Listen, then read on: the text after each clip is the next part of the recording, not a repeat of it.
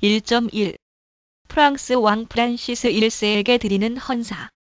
지극히 위대하시며 고명하신 군주시며 가장 그리스도교적인 프란시스 폐하께 존 칼빈은 그리스도 안에서 평화와 구원을 삼가 기원하나이다. 1.1.1. 책이 처음 쓰일 당시의 배경. 지극히 위대하신 폐하시여. 내가 이 책을 처음 쓰기 시작할 때는 이후에 폐하께 드릴 수 있는 책을 쓰겠다는 생각을 전혀 못하였습니다. 다만 나는 몇 가지 기초적인 원리를 서술하여 종교의 열성 있는 사람들이 진실된 경건의 생활을 이루도록 하려는 것에 도움을 주려고 하였습니다. 그리고 이 책은 특별히 나의 동포 프랑스 사람들을 위하여 저술하였는데 그들 중 많은 사람이 줄이고 목마른 것처럼 그리스도를 사모하고 있으나 그리스도에 대한 아주 작은 지식마저도 바로 알지 못하는 자가 매우 소수인 것을 알게 되었기 때문입니다. 바로 이것이 내가 펜을 들게 된 의도라는 것은 이 책 자체가 증명하는 것처럼 그 내용이 단순하고 기초적인 형식으로 되어 있는 것으로 알 수 있습니다. 그러나 사악한 자들의 횡포가 극도에 달하여 폐하의 나라에서 건전한 교리가 발붙일 곳이 없다는 것을 알게 되었습니다. 그러므로 내가 이 책으로 그들을 가르치고 나의 신앙 고백을 폐하께 보여드릴 수 있다면 이것으로 나는 보람 있는 일을 하였다고 생각합니다. 여기서 나는 현재 불과 칼로 나라를 소란하게 하고 있는 그 광인들에게 광적인 분노의 대상이 되고 있는 이 교리의 성질이 어떤 것인지를 폐하께서 알게 되신다면 천만다행으로 생각합니다.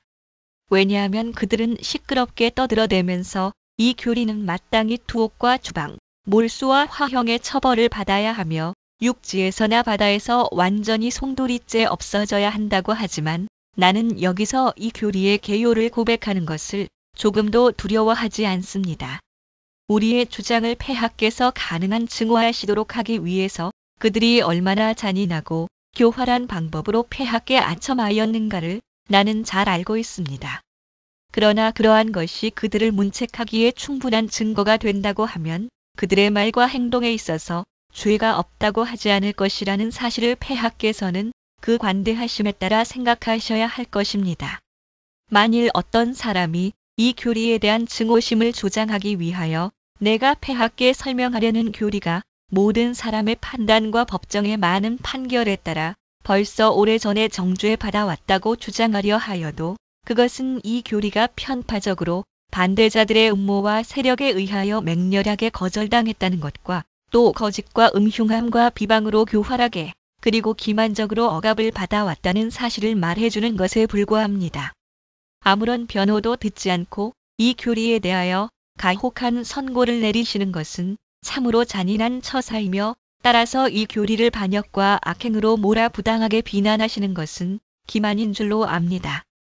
가장 고귀하신 폐하시여. 우리가 개탄하는 것을 어느 한 사람도 부당하다고 생각하지 못하도록 하기 위해 폐하께서 매일 같이 들으시는 것처럼 중상모략하는 저 거짓된 비방에 대하여 폐하 자신이 증인이 되실 수 있을 것입니다. 그들의 비방은 이러합니다. 곧 제왕의 주권을 탈취하며 모든 법정과 그 판결을 전복시키며 모든 질서와 정부를 전복하며 사회 평안과 안녕을 교란시키며 모든 법을 폐기하며 모든 통치권과 소유를 분산시키는 것. 간단히 말해서 모든 것을 혼란의 와중으로 몰아넣으려고 하는 것이 곧 내가 고수하는 교리의 유일한 목표라고 하는 것입니다. 그러나 폐하께서 들으신 비난은 지극히 적은 일부분에 지나지 않습니다. 그것은 현재 일반 대중들 사이에서 무서운 소문들이 널리 퍼져 있기 때문입니다. 만일 이러한 비방들이 사실이라고 한다면 온 세계는 이 교리와 그 주장자들을 수천만 번 화형과 교수형에 처해야 한다고 판단하는 것은 지극히 당연한 처사인 줄 압니다. 이와 같은 가장 악독한 비방이 그대로 인정된다면 일반 대중이 이 교리에 대하여 증오의 마음을 품는다고 해서 누가 이상하게 생각하겠습니까? 이것이 바로 우리와 모든 계급의 사람들이 서로 일치하며 우리의 교리를 정죄하려고 음모를 꾸미는 까닭인 것입니다. 재판석에 앉는 자들은 이러한 감정에 사로잡혀 벌써 집에서 출발할 때부터 가진 편견으로 판결을 선고합니다. 그리고 그들은 자백이나 확실한 증거에 의해 유죄로 판결된 것 이외의 것만 처벌하지 않는다면 자신의 책임을 바로 수행하였다고 생각하고 있습니다. 그러나 무슨 죄로 유죄 판결이 나왔습니까? 그들은 이 정죄 받은 교리 때문이라고 대답합니다. 그러나 무슨 권리로 그들이 이 교리를 정죄하였습니까? 이제 옹호의 보루는 이 교리 자체를 포기하는 것이 아니라 그것을 진리로 주장하는 데 있습니다. 그러나 한마디 변명의 권리도 허용되지 않았습니다. 1.1.2 핍박을 받고 있는 신앙 동지들을 위한 단원. 무적의 폐하시오. 이러한 주장에 대하여 폐하께서 충분한 심리를 해주시도록 요구하는 것이 부당하다고 생각되지 않습니다.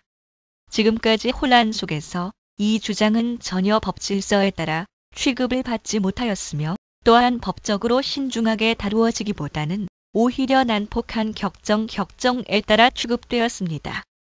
그러나 이것 때문에 내가 안전하게 조국으로 돌아가는 길을 얻기 위해 지금 개인적인 변호를 꾸미고 있는 것으로 생각하지 마옵소서. 물론 사람마다 조국에 대하여 당연히 품어야 할 그런 애정을 나 역시 느끼고 있으나 현재와 같은 사정 아래에서는 조국에 있지 못함을 조금도 유감으로 생각하지 않습니다.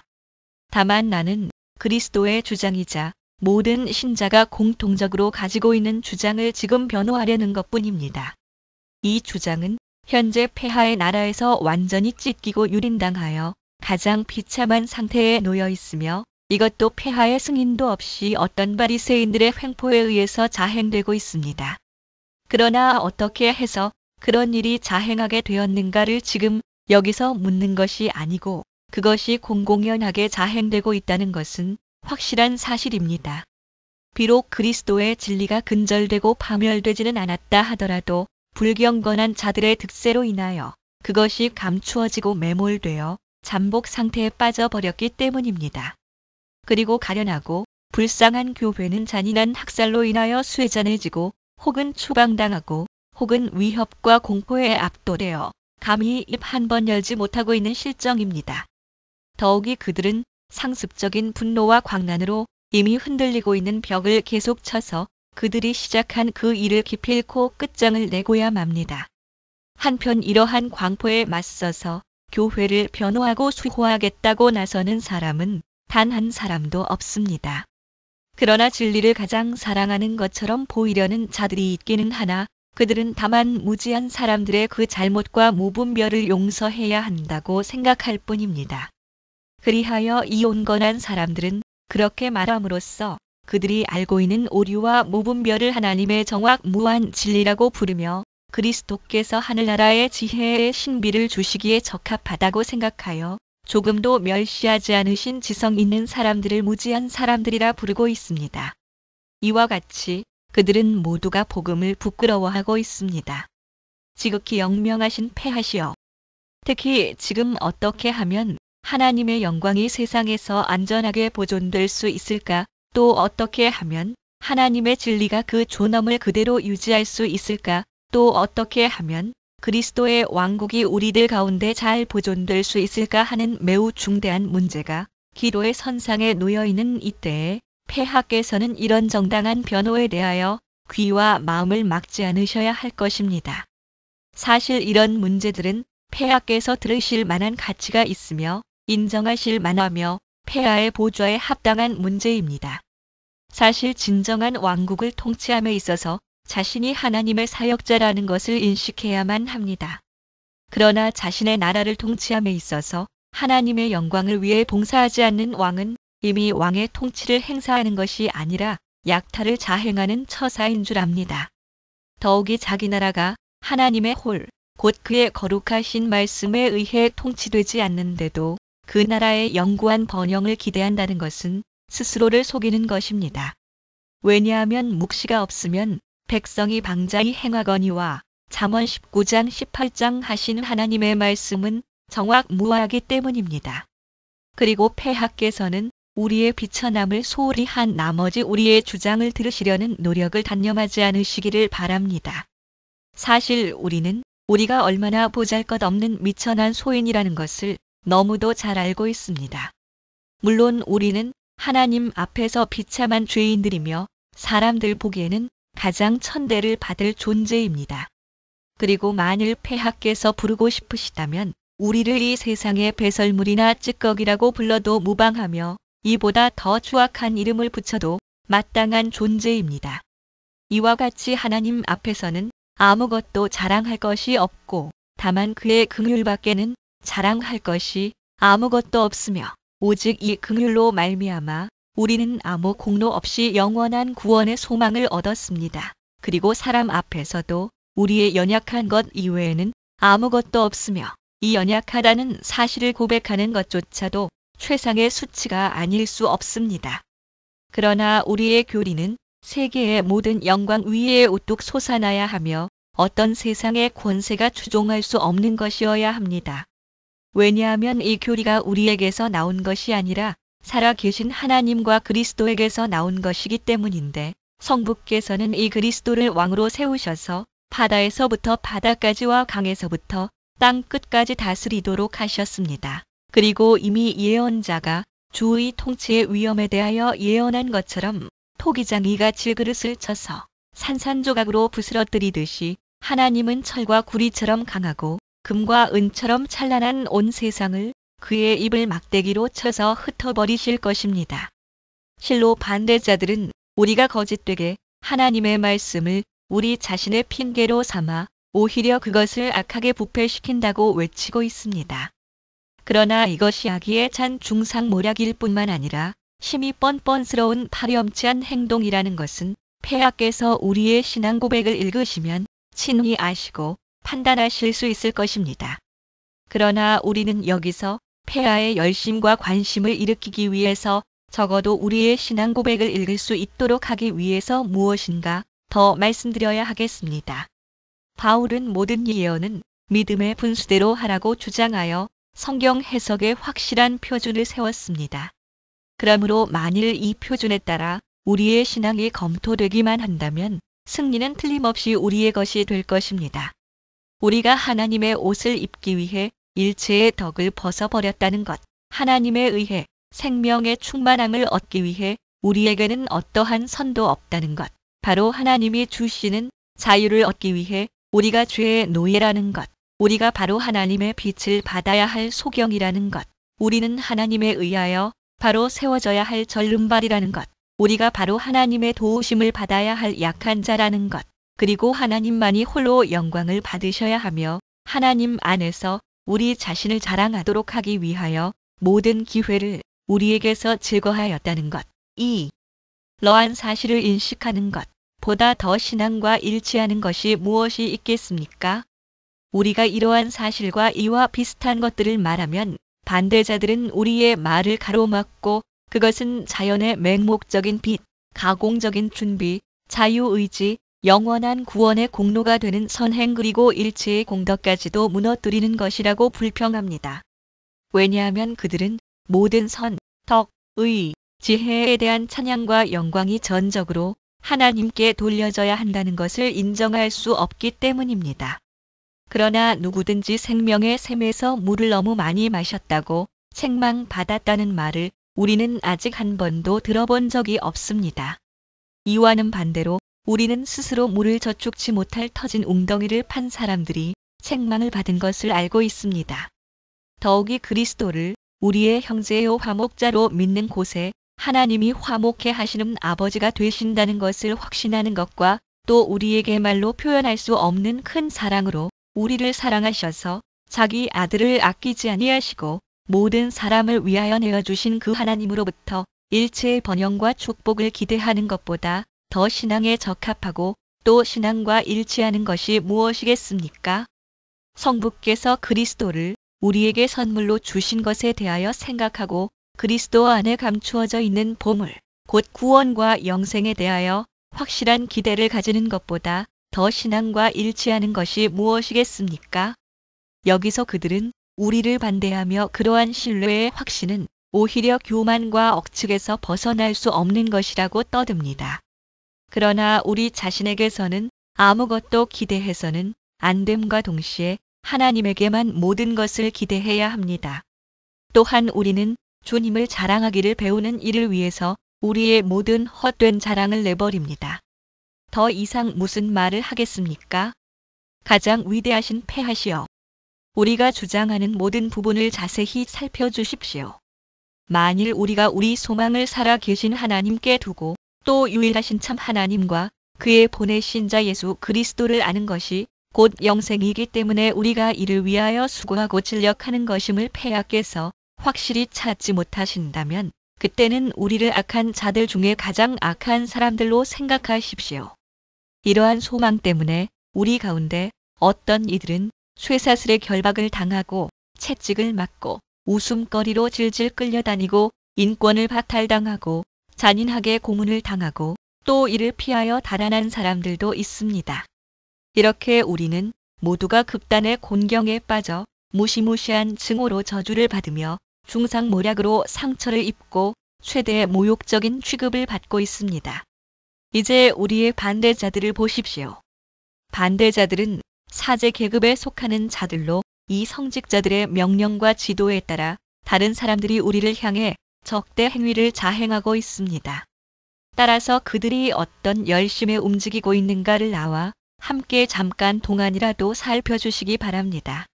성경에서 가르치고 있고 모든 사람 중에 그 위치가 마땅히 확립되어 있어야 할 참 종교가 그들 자신과 다른 사람들에 의해 무시를 당하고 소홀히 다루어지며 멸시를 받고 있다는 것을 그들도 주저하지 않고 인정하고 있습니다.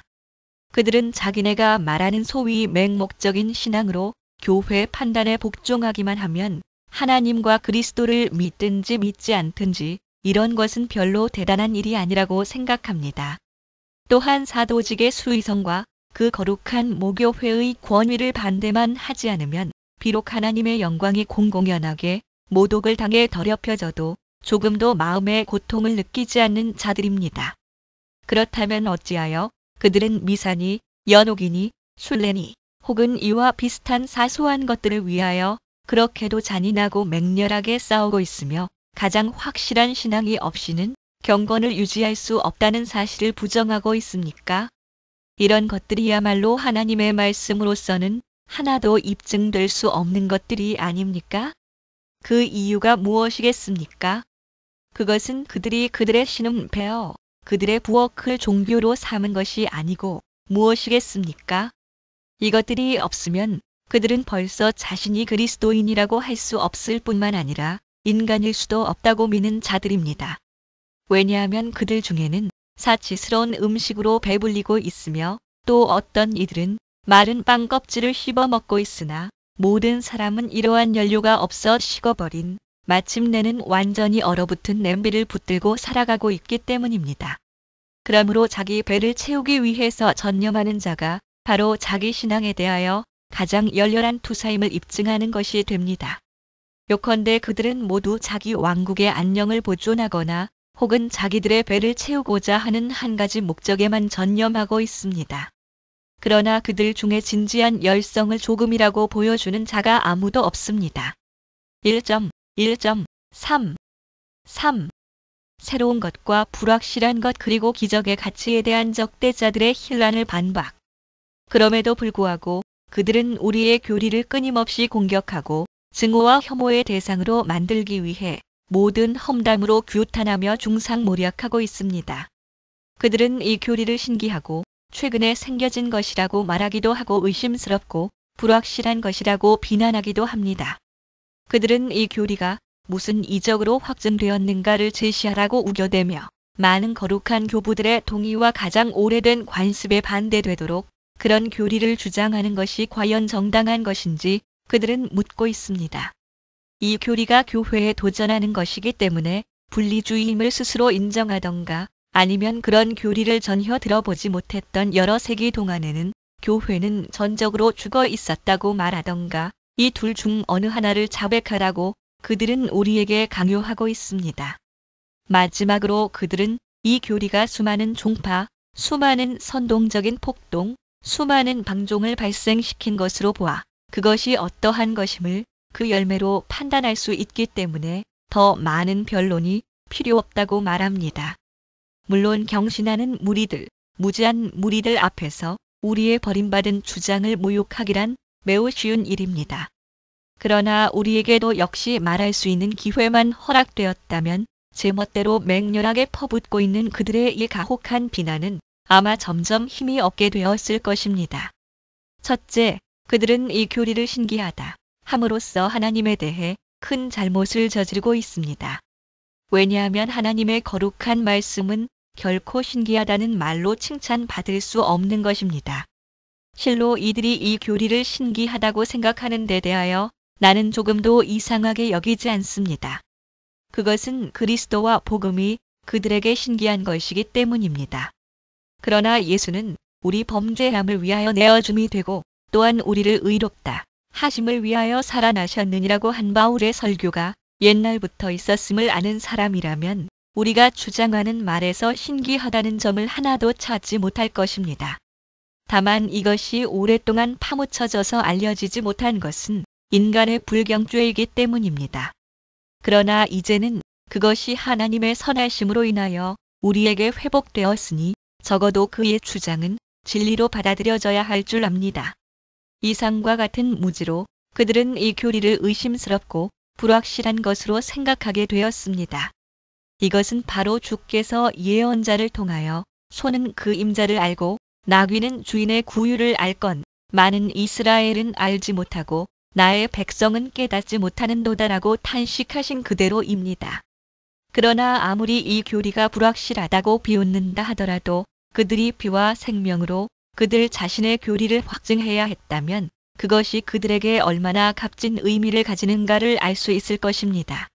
우리의 확신은 이것과는 전혀 다른 것이어서 죽음의 공포도 심지어는 하나님의 심판대도 두려워하지 않습니다. 그들은 우리에게 이적을 요구하고 있으나 그것은 올바르지 못한 행동입니다. 왜냐하면 우리는 무슨 새로운 복음을 만들어내는 것이 아니라 오직 그리스도와 사도들이 이미 행하신 이적을 통하여 진리로 확증하신 바로 그 복음을 보유하고 있기 때문입니다. 그러나 그들은 우리와는 다르게 오늘날까지도 끊임없이 이적을 통해 그들의 신앙을 확증할 수 있다는 이상한 특권을 갖고 있습니다. 그런데 그들이 주장하는 이적이란 원래는 잘 안정되었던 마음을 오히려 불안하게 만드는 것으로 그러한 것들은 아무런 가치도 없고 경박하며 허망하고 거짓된 것들입니다.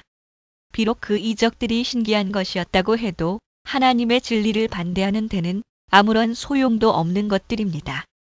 그 이유는 하나님의 성호는 언제 어디서든지 이적 또는 자연의 일반적인 질서에 의해서 경외함을 받아야 하는 까닭입니다. 만일 이적의 정당한 목적과 그 효용을 성경이 가르쳐 주지 않았더라면 아마 그들의 이 헛된 생각들은 한층 더 과장되었을 것입니다.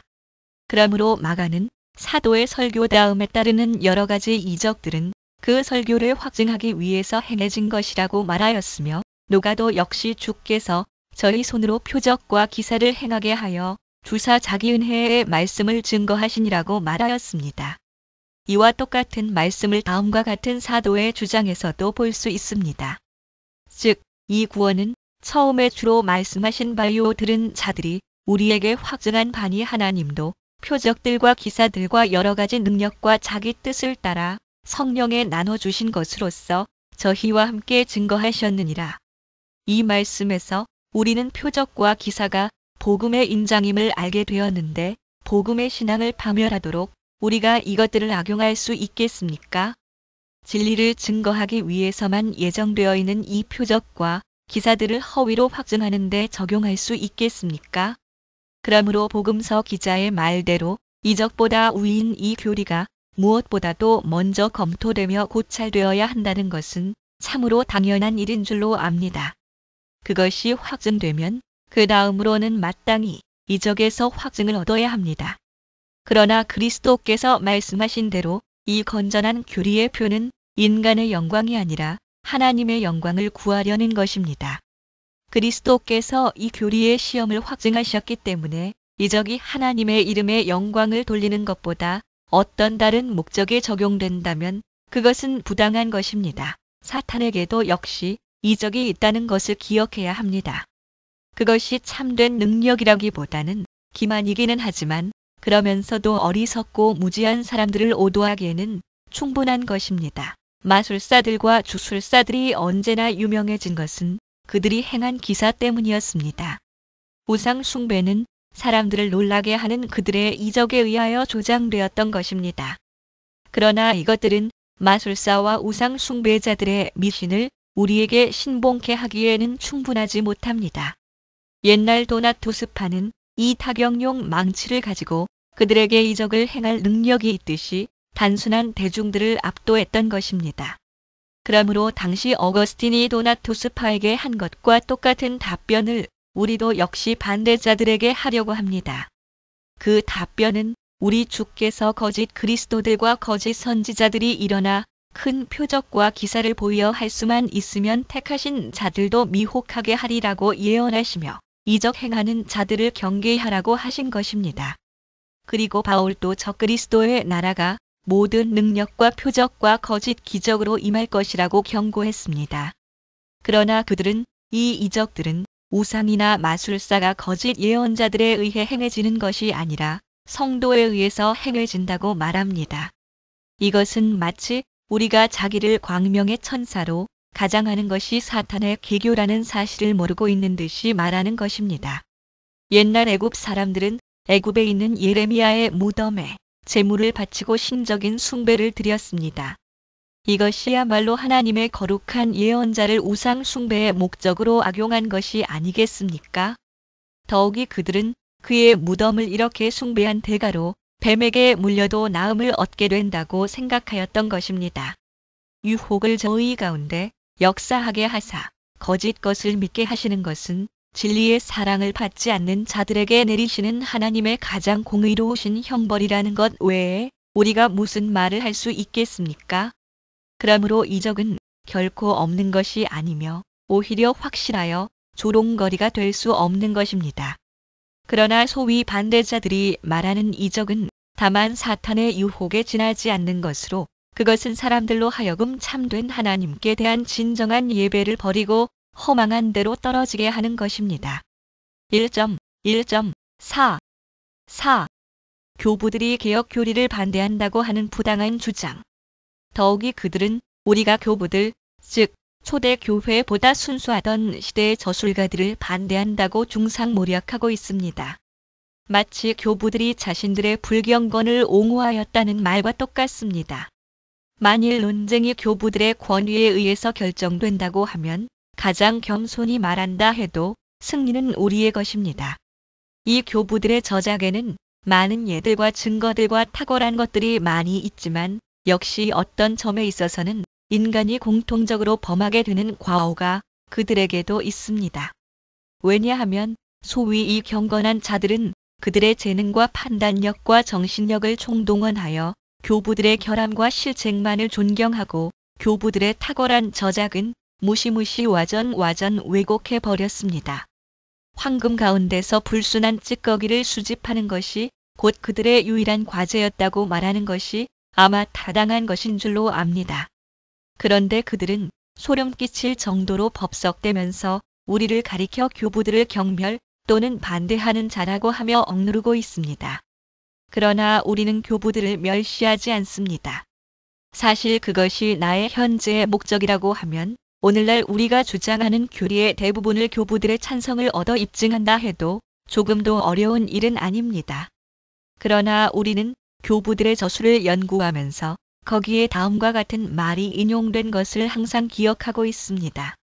즉, 만물이 다 우리의 것이로되 이는 우리를 지배하기 위해서 있는 것이 아니라 우리를 봉사하기 위해 있다는 것.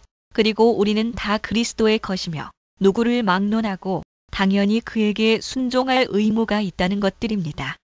이러한 구별을 깨닫지 못하는 자는 종교에 대하여 전혀 확신도 갖지 못할 것입니다.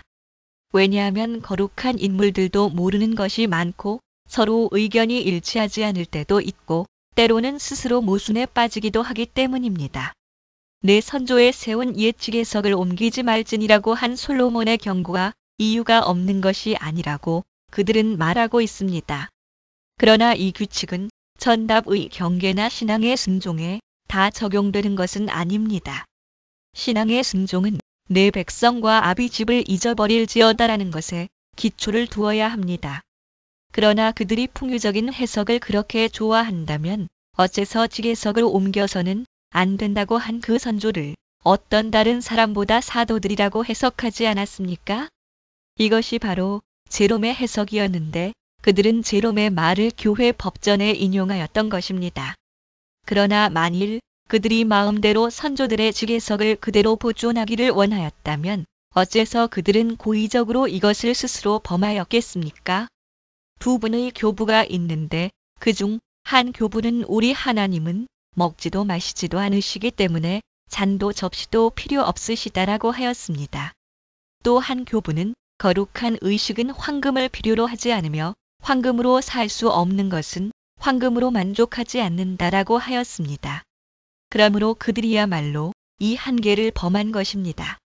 왜냐하면 그들은 거룩한 의식을 올릴 때 금, 은, 상아, 대리석, 보석, 비단을 사용하는 것을 매우 좋아했으며 따라서 모든 것을 눈부시도록 찬란하게 꾸미고 지나칠 정도로 사치스럽게 꾸미지 않으면 하나님을 올바르게 예배할 수 없다고 생각하기 때문입니다.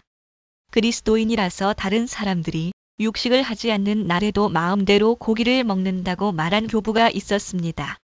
그들은 사순절에 고기를 먹는 사람은 누구를 막론하고 저주하였으니 그들은 그 한계를 범하는 것입니다. 역시 두 분의 교부가 있었는데 그중 한 분은 자기 손으로 일하지 않는 수도사는 흉안이나 산적과 같이 취급되어야 한다고 하였으며 또 다른 교부는 수도사는 비록 연구와 명상과 기도에 몰두하더라도 다른 사람에게 의지하여 생활하는 것은 옳지 못하다라고 말한 일이 있습니다.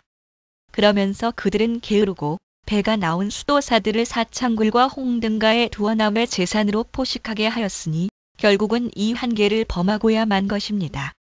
그리스도의 화상이나 성자들의 화상이 교회당 안에 걸려있는 것을 볼 수 있는데 그것은 무섭고 가증한 것들이라고 어떤 교부는 말한 적이 있습니다. 예배의 대상을 벽에 그려서는 안 된다고 하는 것은 단순한 한 개인의 선언이 아니고 교회 회의에서 결정한 교의이기도 합니다. 그러나 그들은 전혀 이 한계의 제한을 받을 수 없었던지 교회 구석구석마다 화상들로 꽉 채워 놓았습니다. 또한 죽은 자에 대하여 인간의 예절을 다 갖추어 장례식을 치르고 난 후에는 그들을 편히 쉬도록 내버려 두라고 어떤 교부는 말하였습니다. 그러나 그들은 이 한계를 무시하고 죽은 사람에 대하여 끊임없이 마음을 쓰고 있습니다. 교부들 중 어떤 이는 이렇게 말한 바 있습니다. 즉, 성찬시 떡과 포도주의 실체는 없어지는 것이 아니라 주 그리스도 안에서 인간의 실체와 인성이 신성에 연합하여 그대로 존속하는 것처럼 존속하게 된다라고 말하였습니다. 그러므로 주의 말씀이 낭독될 때 떡과 포도주의 실체는 주의 몸과 피로 화한다고 공상을 할 때 그들은 이 한계를 범하는 것입니다. 모든 교회에 오직 한 개의 성찬만 있음을 제시하고 사악하고 범죄한 사람들은 모두 참석하지 못하도록 금하였으며 또한 성찬식의 참석은 하고도 떡과 포도주를 받지 않은 자들을 심히 책망한 교부들이 있었습니다. 그러나 그들은 이 교부들의 한계를 멀리 떠나서 교회당뿐만 아니라 사가에서까지도 미사를 행하였으며 누구를 막론하고 이를 구경하도록 허락하였고 아무리 불순하고 사악한 자라 하더라도 기부만 많이 하면 얼마든지 환영하였던 것입니다. 그들은 사람들을 그리스도에 대한 신앙으로 초대하지 않았으며 사람들로 하여금 성례전에 성실히 참여하도록 하지도 아니하였습니다. 오히려 그들이 목적하였던 의도는 오직 그리스도의 은혜와 공로가 아니라 자기네 행위를 내세우려는 데 있었던 것입니다. 역시 두 분의 교부가 있었습니다. 그중 한 교부는 그리스도의 성찬에서 그 일부만을 택하는 것으로 만족하고 다른 부분을 택하지 않는 자들에 대하여는 전적으로 참여하는 것을 금지시켜야 한다라고 말했습니다. 또 다른 교부는 주님을 고백하기 위해 자신의 피를 흘리도록 명령받은 그리스도인은 마땅히 주님의 피를 거부해서는 안 된다라고 강력하게 주장하였습니다. 그들은 이 한계도 저버리고 전자가 파문에 형벌을 주었으며 후자가 정당한 이유로 부인한 그 사실을 침범할 수 없는 법칙을 만들어 명령하였던 것입니다. 애매모호한 문제들을 결정할 때 성경의 명백하고 확실한 증거에 따르지 않는 것은 경솔한 일이라고 주장한 교부가, 그러나 그들은 이 한계를 잊어버리고 하나님의 말씀에 없는 많은 제도, 많은 교회 법전, 많은 교리적 결정들을 확립해 놓았습니다. 이단들 가운데서 몬타누스가 금식법을 처음 강요했다고 해서 이를 비난한 교부도 있습니다. 그러나 그들은 역시 이 한계에서도 멀리 벗어나 금식을 가장 엄격한 법으로 설정해 놓았던 것입니다. 교회의 성직자들에게 결혼이 금지되어서는 안 된다고 말하고 오히려 아내와 함께 사는 것이 순결하다고 주장한 교부가 있었습니다. 그리고 이 교부의 견해에 동의한 교부들도 있었습니다. 그러나 그들은 이 한계를 벗어나서 성직자들에게 가장 엄격한 독신 생활을 하도록 법을 제정하였습니다.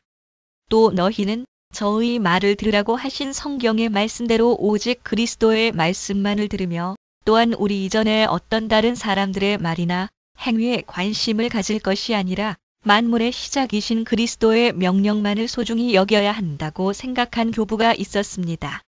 그들은 이 한계를 스스로 지키지 못하고 다른 사람들도 지키지 못하게 함으로써 결국 그리스도 이외의 다른 선생들을 자기들과 다른 사람들의 선생으로 삼았던 것입니다. 어떤 교부는 교회는 자신을 그리스도 위에 두어서는 안 된다. 왜냐하면 그리스도는 언제나 진실하게 심판하시지만 교회의 심판자들은 다른 사람들과 마찬가지로 자주 잘못을 범할 수 있기 때문이다라고 주장하였습니다. 그러나 그들은 이 한계를 무너뜨리고 성경의 전 권위가 교회의 결정에 좌우된다고 조금도 주저하지 않고 주장합니다. 모든 교부는 하나님의 거룩한 말씀이 궤변가들의 교활한 행동으로 더럽혀졌고 변증론자들의 논쟁으로 혼란에 빠지게 되었다는 사실을 한결같이 몹시 싫어하였으며 이구동성으로 증오하였습니다. 그들은 평생 동안 끝없는 논쟁과 궤변보다도 더 사악한 이론으로 성경의 단순성을 혼란하게 하며 흐리게 하는 일을 일삼아 왔으니 과연 그들이 이 한계 내에 그대로 머무를 수 있겠습니까? 그러므로 만일 지금 교부들이 되살아나서 그들이 말하는 소위 사변적 신학이라고 하는 그 이론을 들었다고 하면 아마 이 이상 더 하나님에 대해서 말하는 논의는 없을 것이라고 생각할 것입니다. 그러나 그들은 교부들이 가장 순종하는 자손들로 간주되기를 원하지만 그들이 얼마나 뻔뻔스럽게 교부들의 멍에를 저버렸는가 하는 데 대해서 만일 내가 상세하게 열거하기를 원한다면 아마 나의 논술은 그 적절한 범위를 훨씬 초과할 것입니다. 아마 몇 할, 아니 몇 해라도 내게는 부족하였을 것입니다.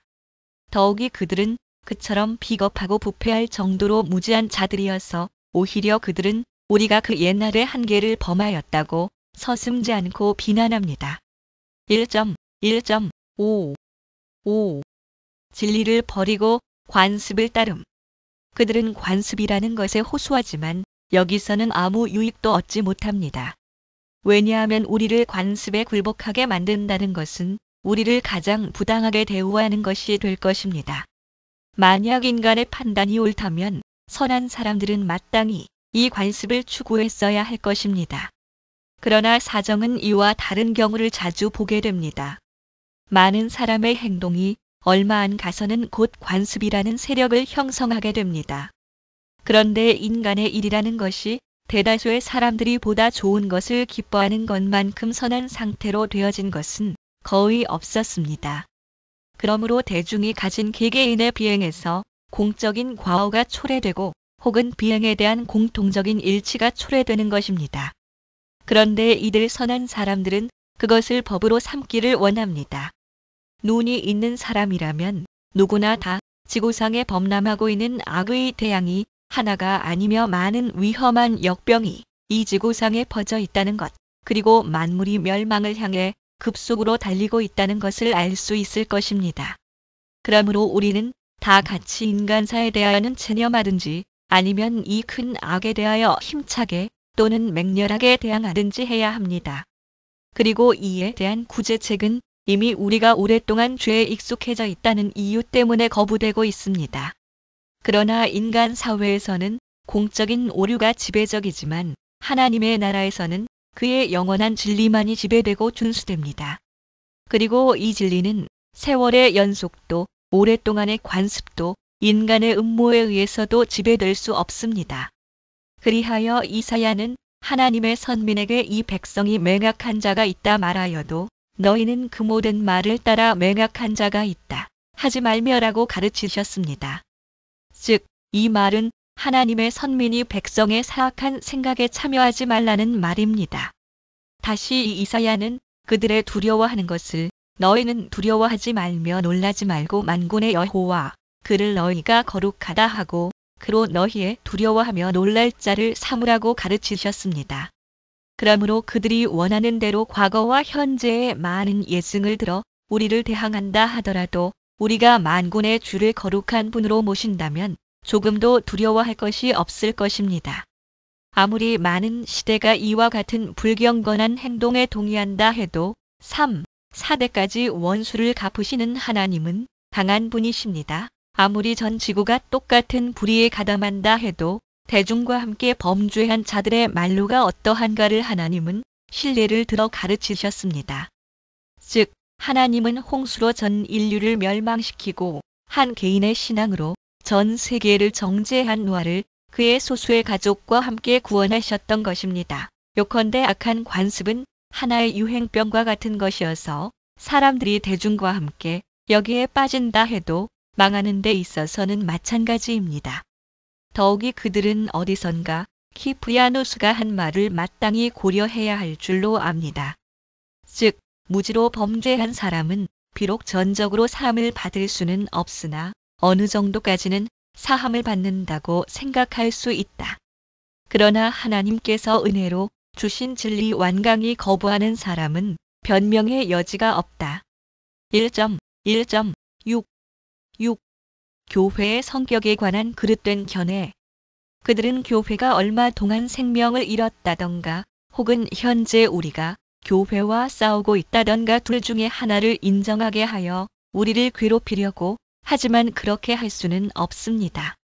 그리스도의 교회는 확실히 살아있으며 그가 아버지의 오른편에 앉아서 다스리고 있는 한 교회는 앞으로도 계속 그 생명을 지속할 것입니다. 교회는 이렇게 살아서 그리스도의 손에 의해 지속되며 그의 보호하심으로 방어되며 그의 능력으로 안전하게 보존되는 것입니다. 그리고 그는 일단 약속하신 것은 틀림없이 이루셔 자기 백성과 더불어 세상 끝날까지 함께 계실 것입니다. 지금 우리는 교회를 대항하여 싸우고 있지 않습니다. 그것은 모든 시대를 통하여 경건한 성도들이 항상 그를 경배한 것처럼 우리가 한 마음으로 모든 그리스도인과 한 마음으로 한 분 하나님과 주 그리스도를 예배하며 숭배하고 있는 것을 보아서 알 수 있습니다. 그러나 우리의 대적들은 현재 눈으로 볼 수 있는 교회만을 인정하고 이것을 묶어 둘 수 없는 테두리 안에 제한시키려고 함으로써 진리에서 멀리 떠났습니다. 이제 다음과 같은 두 가지 점을 기초로 하여 논쟁의 방향을 바꾸려 합니다. 첫째, 그들은 교회의 형체를 유형적이며 가시적이라고 주장합니다. 둘째로 그들은 그 형체를 로마 교회의 교황청과 교직 계급제에 두고 있습니다.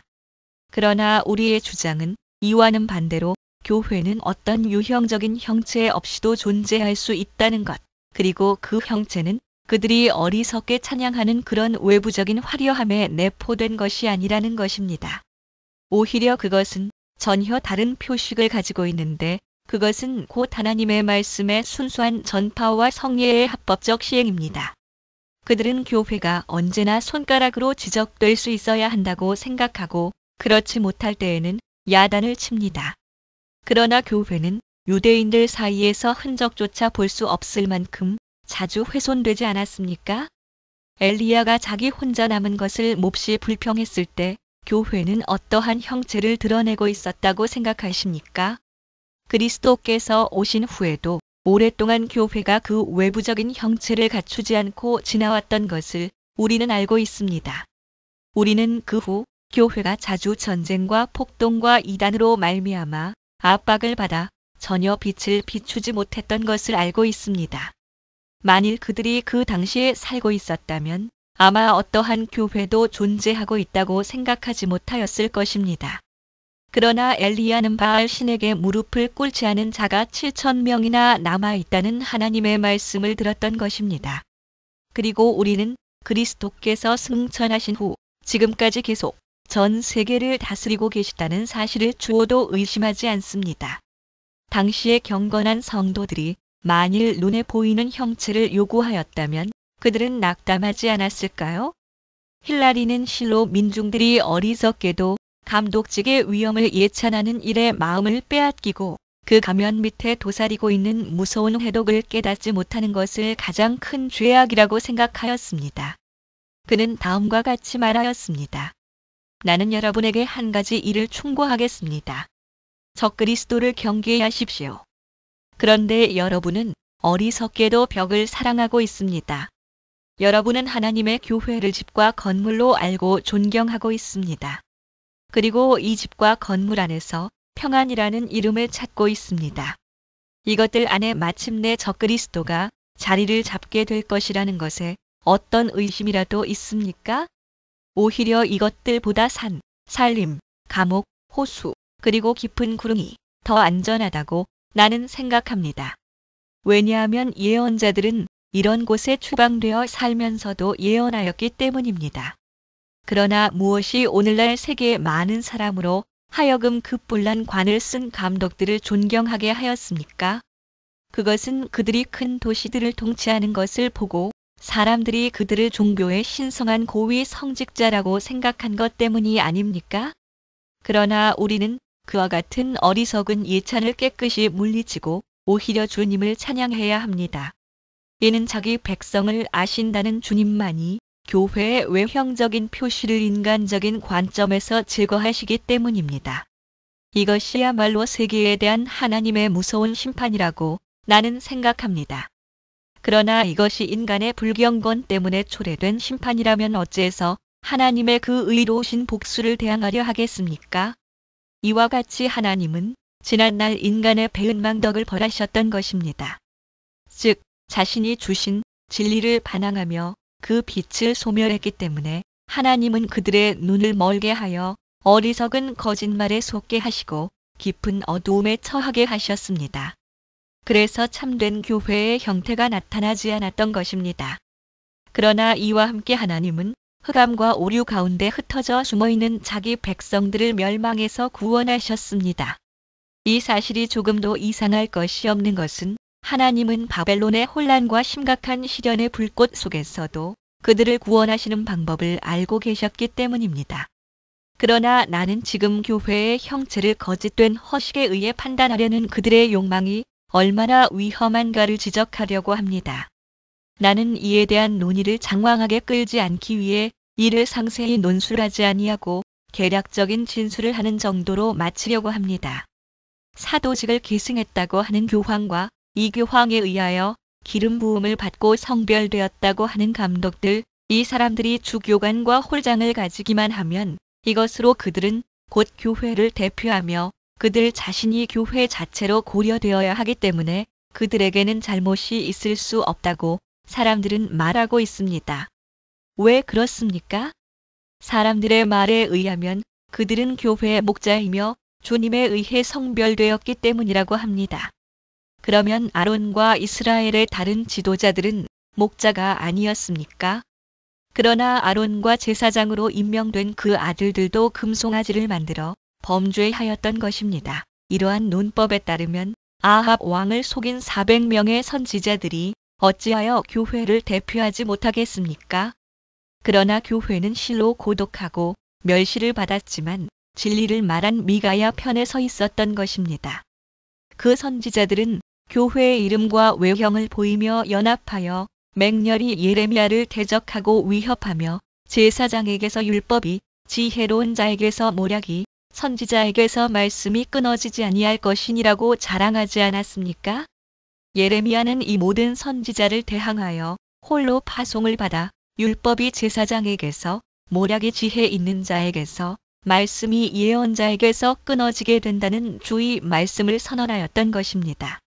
그러한 허식은 제사장들과 서기관들 그리고 바리새인들이 모여서 그리스도를 죽이려고 모의하기 위해 모였던 그 회의에서 빛나지 아니하였습니까?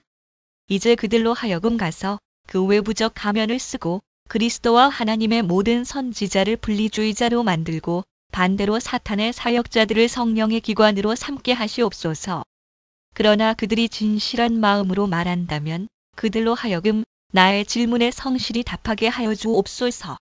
즉 바젤 회의의 결정에 따라 유게니우스는 배척을 받아 교황직에서 폐위되고 아마데우스가 그를 대신하여 교황직에 오르게 된 후 그들은 교회가 어떤 국민과 어떤 지역에 귀속되었다고 생각하였을까요? 그들이 아무리 극단으로 치우친다고 해도 이 회의가 외면적인 형식에 관한 한 합법적인 것이며 따라서 한 사람의 교황에 의하여 소집된 것이 아니라 두 사람의 교황에 의하여 소집되었다는 것을 부정할 수 없을 것입니다. 유게니우스는 자기와 합세하여 이 회의의 해산을 시도하였던 모든 추기경과 감독들과 함께 분파 반역, 완고라는 죄목으로 정죄를 받았습니다. 그러나 그는 그 후 왕후들의 호의로 교황직을 완전히 회복하였습니다. 이렇게 되자 전체적이며 신성한 대회에 의하여 합법적으로 결정된 아마데우스의 선거는 결국 안개처럼 사라지고 말았던 것입니다. 다만 그 자신은 지능계에게 던져진 한 점의 편육처럼 추기경의 신분으로 만족할 수밖에 없었던 것입니다. 그 후 이 반역적이며 완고한 이단자들로부터 교황, 추기경, 주교, 수도 원장, 사제들이 속출하였습니다. 그들은 여기에 붙잡혀서 피할 수 없게 되었습니다. 즉, 그들은 어느 편에 교회의 명칭을 부여해야 할까요? 이 회의가 외면적인 위험에 있어서는 조금도 결함이 없는 회의였다는 사실, 그리고 교황의 두 교서에 의해서 엄숙하게 소집되고 의장은 로마 교황의 사절에 의하여 성별되었으며 모든 사건이 질서 있게 처리되었고 따라서 끝까지 그 위험을 보존하였던 회의라는 사실을 그들은 부정할 것입니까? 그들은 유게니우스와 그의 모든 지지자 그들은 모두가 이 지지자들에 의하여 성별되었다를 분리주의자로 인정할까요? 그러면 그들로 하여금 교회의 형체를 다른 말로 정의하게 하든지 아니면 그들의 수가 비록 많다고 하더라도 고의적으로나 자발적으로 이단자들에게서 임직을 받았기 때문에 우리가 그들을 분리주의자로 간주하든지 둘 중 어느 하나여야 할 것입니다. 그러나 그들이 교회가 외적인 허식에 얽매이지 않았다는 사실을 비록 이전에는 찾아내지 못했다 하더라도 그들 자신이 이 허식에 대한 풍부한 증거가 될 것입니다. 그들은 오랫동안 교회라는 미명 아래 방자하게 그들 자신을 온 세계에 과시했으니 그들이야말로 교회의 치명적인 해독이었습니다. 나는 지금 그들의 도덕 생활이나 그들의 생활에 가득한 그 비국적인 악행에 대해서 말하는 것이 아닙니다. 그것은 그들이 스스로를 그 말은 들어야 하나 행위는 모방해서는 안 될 바리새인이라고 자처하는 까닭입니다. 만일 폐하께서 조금만 여가를 내어 우리의 저작을 읽으신다면 그들이 교회라고 하는 교리가 영혼의 치명적인 해독이며 교회 반대의 선동자이며 또한 교회 파괴자라는 것을 아시게 될 것입니다. 1.1.7 개혁 교리가 무리를 일으켰다는 주장. 마지막으로 그들은 우리가 교리를 가르칠 때는 많은 소요와 폭동과 논쟁이 일어난다는 것 또는 그것이 많은 사람에게 미친 영향이 어떠하다고 불쾌하게 되풀이하여 참으로 솔직하지 못한 행동을 행하고 있습니다. 실로 사탄의 악의에 돌려져야 할 죄악의 책임이 부당하게 우리가 가르치는 교리에 돌려지고 있습니다. 하나님의 말씀에는 어떤 특징이 있는데 그것은 사탄이 편히 잠들고 있을 때는 결코 드러나지 않습니다. 이것은 대중의 환심을 받으며 세상의 갈채를 받음으로써 쉽게 자신의 정체를 드러내는 그 거짓된 교리와 구별되는 가장 확실하고 명백한 특징인 것입니다.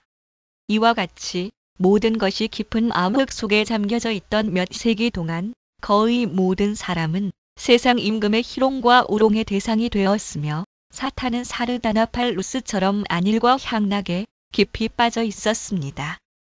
그가 태평하며 평화스러운 왕국을 소유하는 동안 우롱과 희롱을 일삼는 것 외에 과연 무엇을 할 수 있겠습니까?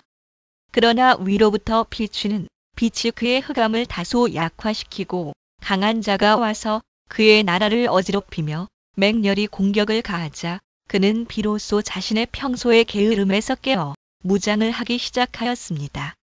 그리고 첫째로 그는 사람들을 선동하여 폭력을 행하게 함으로써 빛나기 시작하는 진리를 맹렬히 탄압하였습니다.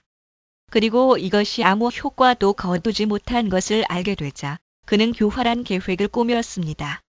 즉, 그는 반세례주의 자들과 악한들을 통하여 논쟁과 교리상의 충돌을 일으켜 이것으로 진리를 모호하게 하며 마침내는 이를 멸절시키려 하였던 것입니다. 따라서 그는 현재 두 가지 방법으로 진리를 계속 공격하고 있습니다. 즉, 그는 사람들의 폭력을 이용하여 이 진정한 씨앗을 뿌리째 뽑으며 힘이 미치는 데까지 가라지를 뿌려 진리를 질식시키고 그래서 그것이 성장도 결실도 할 수 없도록 힘쓰고 있습니다. 그러나 우리가 주님의 말씀에 유의하기만 하면 사탄의 이 모든 노력은 완전히 무효가 될 것입니다. 주께서는 벌써 오래전에 우리가 사탄의 포로가 되지 않도록 하기 위해 그의 책략을 충분히 알려주셨으며 또한 그의 모든 계략에 대항할 수 있는 충분한 방어 무기로 무장시켜 주셨습니다. 그러나 사악한 자들과 반역자들이 하나님의 말씀을 반항하여 일으킨 그 가증한 소동의 책임을 그리고 협잡배들이 일으킨 그 종파심의 책임을 하나님의 말씀 자체에 돌리고 있으니 이것이야말로 얼마나 악한 일입니까? 그러나 이것은 전혀 새로운 일이 아닙니다. 엘리야는 이스라엘을 괴롭게 하는 자가 아니냐고 질문을 받은 일이 있습니다. 유대인들은 그리스도를 소요죄로 몰아붙였습니다. 사도들은 백성을 선동하였다는 죄목으로 고소를 당한 일이 있습니다. 오늘날 모든 혼란, 소동, 논쟁의 책임이 우리에게 있다고 하는 자들의 행동과 앞에서 말한 자들의 행동이 무엇이 다르다고 하겠습니까? 그러나 이와 같은 고발에 대하여 어떻게 답변해야 할 것인지 엘리야는 우리에게 가르쳐 주었습니다. 즉, 오류를 퍼뜨리고 소요를 일으키는 것은 우리가 아니라 하나님의 권능에 대항하는 그들이라고 하였던 것입니다. 그러나 이 한 가지 답변만으로도 그들의 그 무모한 행동을 물리칠 수 있지만 한편 그와 같은 중상모략에 자주 동요되어 마음의 불안과 혼란에 빠지는 자들의 약함 때문에 대책을 강구할 필요가 있는 줄로 압니다. 이제 그들이 이러한 동요와 혼란 속에서 비틀거리며 빠져들어가지 않도록 하기 위해 사도들도 그 당시 오늘 우리가 당한 것과 똑같은 일들을 경험하였다는 사실을 그들에게 알릴 필요가 있습니다. 무식한 자들과 굳세지 못한 자들은 바울이 하나님의 영감을 받고 쓴 글을 억지로 풀다가 스스로 멸망에 빠졌다고 베드로는 말하였습니다. 하나님을 멸시하는 자들은 죄가 더한 곳에 은혜가 더욱 넘쳐나니라는 말씀을 듣고 즉시 은혜를 더하게 하려고 죄에 거하자는 결론을 내렸습니다. 신자는 법 아래 있지 아니하다라는 말을 듣고 그들은 즉시 우리가 법 아래 있지 아니하고 은혜 아래에 있으니 죄를 지을 수 있다라고 고함을 지르고 있습니다. 바울은 죄를 장려하는 자라고 비난한 자들도 있었습니다. 많은 거짓된 사도들은 슬며시 침입하여 바울이 세운 교회를 파괴하려 하였습니다. 어떤 이들은 그의 매임의 괴로움을 더하게 할 줄로 생각하여 순전치 못하게 오히려 악의를 품고 투기와 분쟁으로 복음을 전파한 사람들이 있었습니다. 어떤 곳에서는 복음은 거의 진보를 나타내지 못하였습니다. 저희가 다 자기 일을 구하고 그리스도 예수의 일을 구하지 아니하였고 어떤 이들은 개가 그토하였던 것에 돌아가고 돼지가 씻었다가 더러운 구덩이에 도로 누웠다라는 말과 같이 되돌아간 자들도 있습니다. 수많은 사람이 영의 자유를 육의 방종으로 악용하였습니다. 형제라는 이름으로 교묘히 환심을 산 후 경건한 신자를 위험에 몰아넣은 사람들도 많았습니다. 형제들 사이에는 여러 가지 다툼이 일어나기도 하였습니다. 이러한 환경에서 사도들은 무엇을 하였겠습니까? 그들은 잠시나마 모르는 채 해야 하였겠습니까? 아니면 많은 논쟁의 온상이며 많은 위험의 근원이며 많은 치욕의 기회가 된 그 복음을 거절하고 피해야 하였겠습니까? 그러나 이와 같은 어려운 환경 속에서도 그들의 마음은 그리스도께서 부딪히는 돌과 거치는 반석이 되시며 많은 사람의 패하고 흥함을 위하며 비방을 받는 표적이 되기 위하여 세움을 입으셨다는 생각으로 위안을 받았습니다. 그리고 그들은 이러한 확신으로 무장하고 소동과 공격의 모든 위험을 무릅쓰고 대담하게 진군하였던 것입니다. 우리도 또한 이와 같은 생각으로 살아야 마땅한 줄로 생각합니다. 왜냐하면 복음의 영원한 특성은 망하는 자들에게는 사망으로 쫓아 사망에 이르는 냄새요. 우리에게는 복음은 생명으로 쫓아 생명에 이르는 냄새이며 모든 믿는 자에게 구원을 주시는 하나님의 능력이라고 바울이 증거하였기 때문입니다. 만일 우리가 배은망덕하여 하나님의 이 특별한 축복을 더럽히지 않고 구원의 유일한 확신을 그르치게 하여 파괴하지 않았다면 아마 우리도 역시 이 사실을 분명히 체험하였을 것입니다. 1.1.8 왕에게 원수들의 중상모략을 조심할 것을 권하고 자신들의 결백함을 변호함. 그러나 패하시오. 이제 나는 폐하께 진언하고자 합니다. 우리의 반대자들이 폐하를 깜짝 놀라게 하려는 그 근거 없는 비난 때문에 마음의 동요를 받지 않으시기 바랍니다. 그들의 주장에 의하면 이 새 복음 그들은 이렇게 말하고 있습니다. 사람들에게 반란의 기회를 제공해주며 범죄하고도 벌을 받지 않게 하는 그런 것이라고 말하고 있지만 하나님은 어지러움의 하나님이 아니시오. 오직 화평의 하나님이십니다. 그리고 하나님의 아들은 죄를 짓게 하는 자가 아닙니다. 왜냐하면 그가 오신 것은 마귀의 일을 멸하려고 오셨기 때문입니다. 그리고 주어도 의심을 받을 만한 혐의가 없음에도 불구하고 우리가 그와 같은 계획을 꾸미고 있다고 비난하는 것은 부당한 일입니다. 우리가 왕국을 전복하려는 생각을 가지고 있다고 하지만 과연 이런 일이 있을 수 있겠습니까? 우리는 아직까지 한 번도 파당적인 말을 하였다고 들은 적이 없으며 폐하가 나라를 다스리는 동안 우리의 생활은 안정되고 검소하였다고 알려져 있습니다. 심지어는 현재의 망명 생활에서까지도 폐하의 안녕과 폐하의 나라의 번영을 위하여 끊임없이 기도하고 있습니다. 그럼에도 불구하고 우리가 범죄하고도 벌을 면하려고 애쓴다는 말이 과연 있을 수 있는 말입니까? 우리의 도덕적 행동에 있어서 비록 여러 가지 비난의 대상이 될 만한 것이 있을는지는 모르나 그들이 말하는 그런 심한 비난을 받을 만한 것은 하나도 없습니다. 또한 하나님의 은혜로 우리의 생활이 순결, 관용, 긍휼, 절제, 인애, 겸손 그 밖의 여러 덕행에 있어서 비방자들에게 모범이 되지 못할 만큼 복음의 유익을 얻은 것이 거의 없는 것도 아니었습니다. 우리가 성실히 하나님을 경외하고 예배하며 살든지 죽든지 하나님의 성호를 거룩하게 하고자 하는 것은 아무도 부정할 수 없는 명백한 사실입니다. 그리고 우리들 중 어떤 이들은 특별히 찬양해야 할 바로 그 일로 인해서 사형을 받았지만 비방자들의 질투 그 자체가 그들이 무죄하다는 것과 공민으로서 청렴하다는 것을 증거하지 않을 수 없게 하였습니다. 그러나 누구든지 복음을 구실로 삼아 소동을 일으키거나 폐하의 나라에는 아직 한 번도 그런 사람이 없었습니다. 또는 누구든지 하나님의 은혜의 자유를 죄악의 구실로 삼는 자가 있다 하면 이런 사람들을 나는 많이 알고 있습니다. 법률과 법률이 규정한 형벌이 있으니 그들의 과실에 따라 그들은 엄한 벌을 받게 될 것입니다. 오직 하나님의 복음이 파렴치한 사람들의 악한 행동 때문에 모독을 당하지 않기를 원할 뿐입니다. 폐하시오. 비방자들의 중상에 대하여 너무 지나치게 경신하지 않도록 하기 위해 나는 이미 그들의 유독한 불법 행위를 상세하게 폐하 앞에 제시하였다고 생각합니다. 오히려 너무 상세하지 않았는가 생각되기도 합니다. 왜냐하면 이 서문으로 거의 완벽한 변증이 되기 때문입니다. 그러나 내가 의도하는 것은 이 서문에서 우리의 주장을 옹호하려는 것이 아니라 우리의 탄원에 폐하께서 귀를 기울일 마음이 있도록 하려는 것뿐입니다.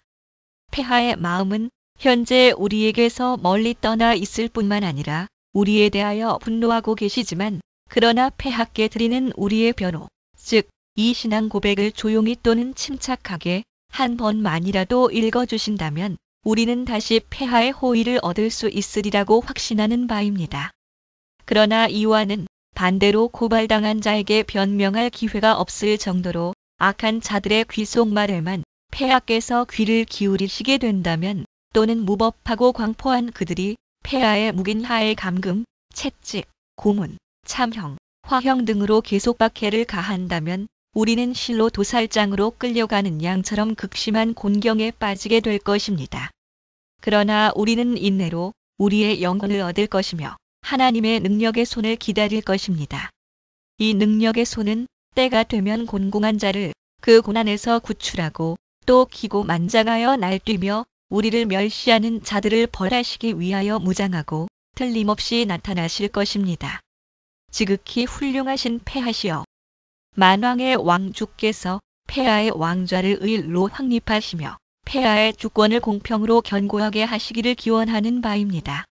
1536년 8월 1일 바젤에서